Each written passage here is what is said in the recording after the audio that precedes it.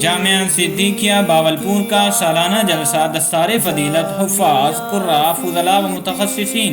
انشاءاللہ 23 جنوری بروز سوموار صبح 9 بجے تک نماز عصر منعقد کیا جا رہا ہے، جس میں وطن عزیز پاکستان کے جید علماء کرام، شیوخ، عالمی ایوارڈ یافتہ قراء، نعت خواں اور مداح صحابہ تشریف لا رہے ہیں۔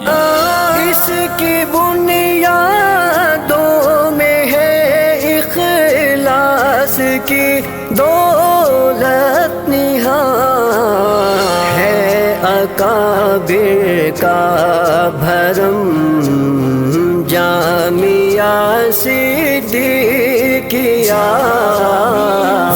اس سال جامعہ سے سند فراغت حاصل کرنے والے خوش نصیب طلباء شعبہ حفظ و گردان کے 22،